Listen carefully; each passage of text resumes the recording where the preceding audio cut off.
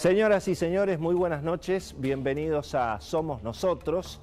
Bueno, recién comentábamos, finalmente el gobierno levantó el cepo político que se había impuesto sobre las vacunas de Estados Unidos, sobre todo el caso de Pfizer. Se anunció un acuerdo, no se conocen todavía los detalles, pero claro, el gobierno busca reponerse de una sucesión evidentemente de errores muy gruesos en lo que ha sido el manejo de la pandemia hasta aquí, del vacunatorio VIP, la malversación de las vacunas, obviamente el récord lamentable de muertes que hemos tenido y todavía tenemos en la Argentina, y bueno, y por supuesto lo que fue la revelación o la carta reveladora del gobierno argentino al Kremlin, mostrando, bueno, una enorme improvisación en el manejo de lo que ha sido obviamente los contratos con las vacunas, obviamente las restricciones, el fanatismo ideológico con el que se manejó todo este relato, los negociados siempre alrededor de esa suerte de nacionalismo que aparece como para justificar todo este tipo de desmanejos, pero finalmente, bueno, apareció la vacuna de Pfizer, casi como el cuento ese de cómo hacer para esconder un elefante en la calle Florida, ¿no? Bueno, llenemos la calle Florida de elefantes, y entonces se anuncian 20 millones de vacunas de Pfizer, en buena hora, obviamente, en buena hora, pero claro, se levantó el cepo aparentemente sobre la vacuna de Pfizer, pero en principio se sigue con el modelo del estatismo sanitario extremo, donde sigue siendo el Estado el que maneja el monopolio de las vacunas, el que decide cómo se distribuyen, quién vacuna, cómo se organiza, y eso hemos visto que no ha dado buenos resultados. Creo que, bueno, deberíamos aprender, no cometer los mismos errores. Vamos a tener otra vez un vacunatorio VIP con las vacunas de Pfizer, con las de Moderna. ¿Quiénes van a ser los hijos privilegiados que eventualmente se van a vacunar si otra vez se les cierra la puerta al sector privado, a las obras sociales, obviamente a las empresas de medicina prepaga, a los hospitales comunitarios, a quienes han administrado durante 100 años en Argentina todos los planes de vacunación, que han sido ignorados hasta este momento y que, una vez más, a pesar de que, bueno, finalmente el gobierno tuvo que firmar el acuerdo con Pfizer, pero no se remueven esos problemas de los que nosotros venimos hablando en este canal desde el verano, respecto de lo que iba a significar esa estatización de la vacuna. No podía salir de otra manera. Pero fíjense ustedes que incluso esta idea del estatismo sanitario extremo es el que va a la cabeza de la lista del oficialismo en última instancia. La figura obviamente de Daniel Goyán, del ministro de Salud de la provincia de Buenos Aires. Claro, siempre con el cristinismo y la cámpora escondidos detrás de las cabezas de la lista. En este caso se ha encontrado la figura de Victoria Tolosa Paz. Bueno, veremos si a Cristina le funciona el truco 2 veces seguidas. Le funcionó naturalmente con Alberto Fernández en el 2019, veremos si funciona en este caso. Pero en todo caso, lo que vemos es que, ya haciendo un análisis que después vamos a hacer obviamente con Beto Valdés, con Cecilia Bufflet, hoy además va a estar con nosotros Martín Tetaz, que es uno de los precandidatos en la ciudad de Buenos Aires, pero además es un analista económico y político, siempre muy interesante para escuchar, va a estar con nosotros en la mesa redonda. Y además le vamos a preguntar a Conrado Stoll, lo vamos a sacar de un cumpleaños 2 minutos, con 2 consultas a través del Zoom, como son ahora las teleconsultas con los médicos, precisamente para plantear esto, ¿no? Es decir, vamos a cometer los mismos errores con Pfizer que los que cometimos con las vacunas anteriores en términos de la distribución. ¿Se acuerdan todo lo que había pasado con el tema de los testeos? Cómo también primero era el Estado el que monopolizaba todos los testeos a través del Instituto Malbrán. Eso fue un fracaso total. Después tuvieron que abrir el juego al sector privado.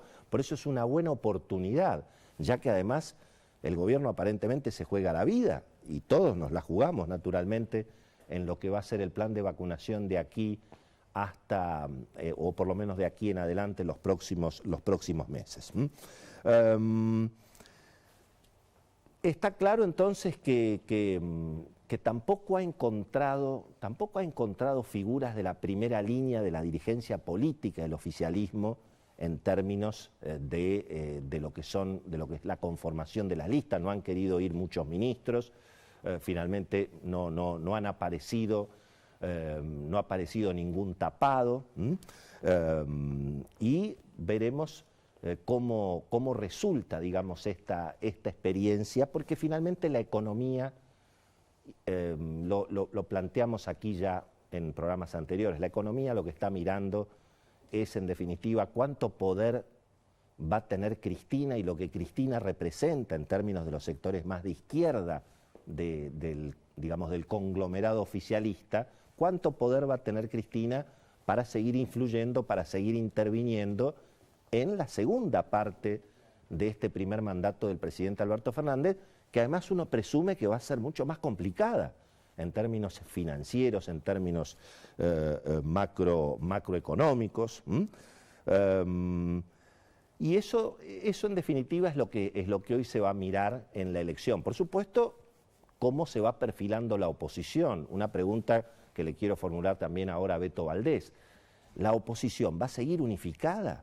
Todas estas peleas que estamos viendo, amarillos contra radicales, el PRO contra el radicalismo, no solamente en la provincia de Buenos Aires, en las principales ciudades, en los principales distritos, eso va a resultar en una oposición más unificada, mirando incluso a la conformación del Congreso, que es lo que hay que mirar, cómo se van a votar las leyes y cómo va a jugar el radicalismo y el PRO, mirando después lo que seguramente los va a dividir, que son las candidaturas presidenciales al 2023.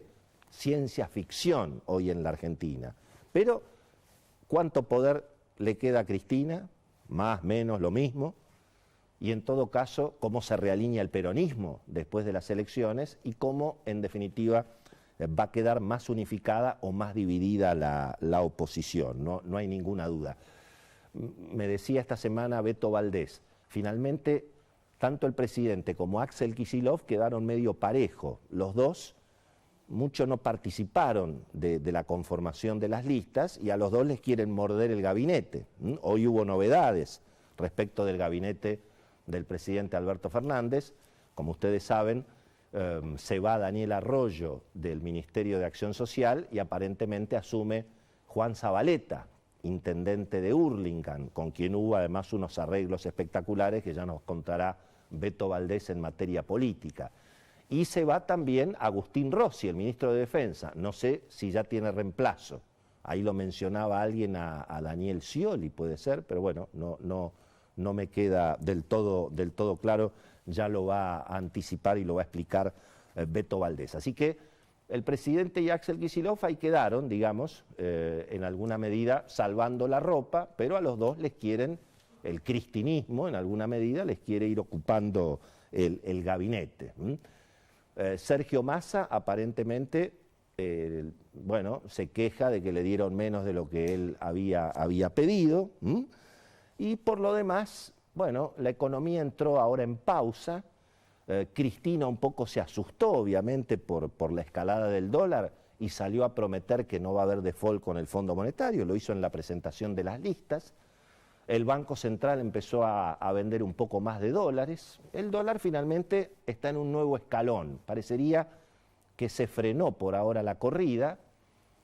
Bueno, también en el 2011 Cristina dijo que iba a arreglar con el Fondo Monetario, que digamos, y después vino el cepo y la batalla contra los fondos buitre.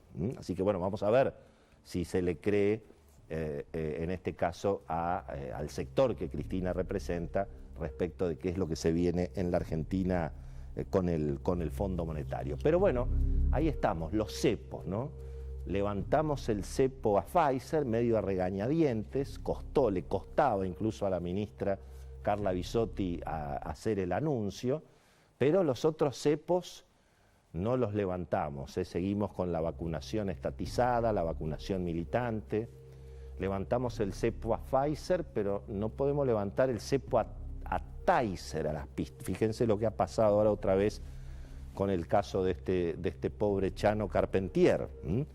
La policía, por no tener las pistolas eléctricas, ya tuvimos un caso de un asesinato de un policía allí ustedes recuerdan, cerca del Malva, en una de las esquinas más elegantes de la ciudad de Buenos Aires, y ahora tuvimos este caso, y la Argentina sigue con, bueno, evidentemente algún problema, obviamente, práctico. El mismo cepo a Pfizer es el mismo cepo a las pistolas Taser, es casi un modelo complicado para la salida.